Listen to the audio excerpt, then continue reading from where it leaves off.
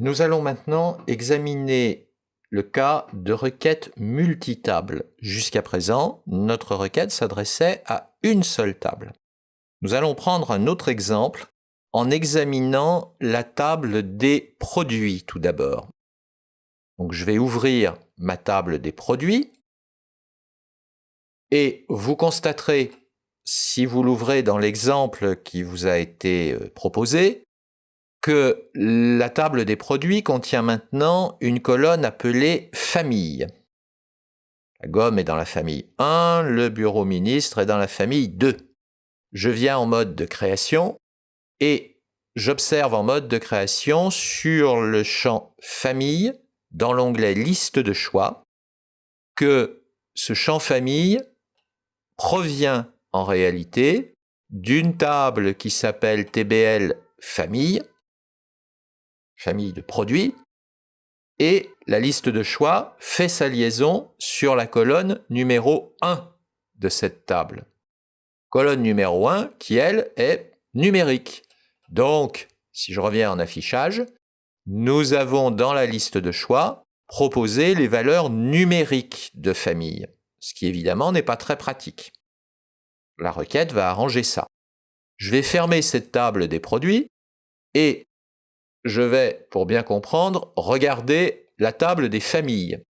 J'ouvre la TBL famille par un double clic et là, je constate qu'effectivement, elle contient deux colonnes, une colonne numérique qui donne le numéro de la famille de produits et une colonne texte qui permet de donner le libellé du produit.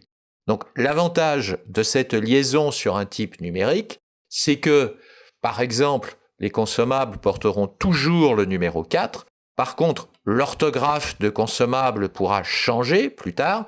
Consommable pourra devenir consommable au singulier, perdre le S. Il n'y aura aucune répercussion sur la gestion des données. Si je m'étais contenté d'avoir un champ purement texte, je serais condamné à ne jamais changer le libellé de mes familles, ce qui serait très handicapant. Donc, on a préféré faire cette liaison sur un champ numérique qui, lui, sera vraiment invariant et qui me laisse toute possibilité de changer le champ texte. Simplement, inconvénient, comme dans la liste de choix, j'ai indiqué que c'était la colonne numéro 1 qui faisait la liaison, eh bien, je mémorise dans la table des produits une valeur numérique, donc peu conviviale. Je vais fermer cette table des familles. Voilà. Et je vais maintenant créer une nouvelle requête. Donc toujours dans l'onglet Créer, je crée une requête. Voilà.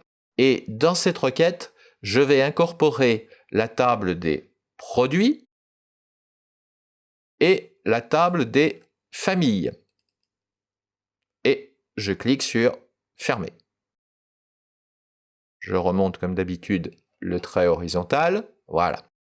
Vous me donnerez dans la réponse le nom d'un produit, voilà, et sa famille. Simplement, si je prends la famille dans la table produit, j'aurai une valeur numérique.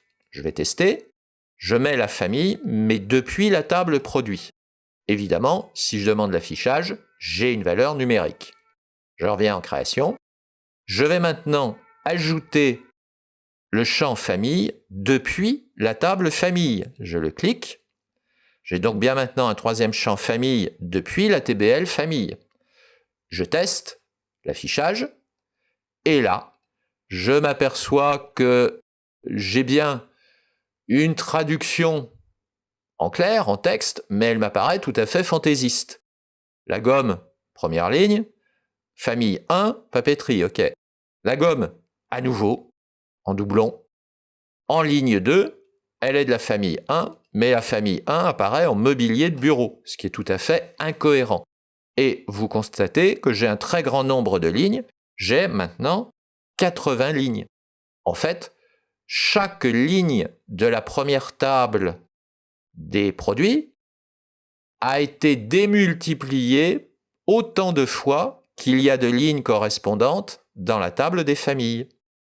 J'ai obtenu ce qu'on appelle un produit cartésien. Nombre de lignes de la première table multiplié par nombre de lignes de la deuxième table. C'est un résultat incohérent, inutilisable.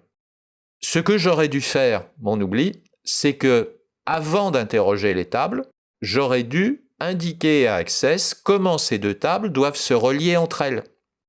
Ainsi, dans la table des produits, Access doit mettre en relation le numéro du produit dans la table produit, numéro de famille produit, vers le numéro dans la table famille. Avec ma souris, je vais cliquer sur le champ famille dans la table produit, qui est donc numérique, comme nous l'avons vu. Je garde cliqué et je glisse lentement pour atteindre le champ numéro dans la table famille. Un champ numérique regardera un champ numérique. Je lâche et Access vient de créer une relation entre ces deux champs. Donc, quand il trouvera dans la table produit le numéro 1, il ne regardera que les lignes qui portent le numéro 1 dans la table famille. Et il me donnera en réponse le libellé en texte clair de la famille de produits. Je teste, je demande l'affichage, et là, c'est tout à fait cohérent, je n'ai plus que 20 lignes, la gomme n'y est qu'une fois, elle est en famille numéro 1 depuis la table produit, et dans la table famille, le libellé, c'est papeterie. Je peux donc maintenant avoir un affichage tout à fait cohérent, utilisable plus tard dans mes formulaires. Si je dois construire un formulaire qui me montre la liste de mes produits, il faudra que je construise ce formulaire sur ces deux tables reliées par la relation que nous venons de faire.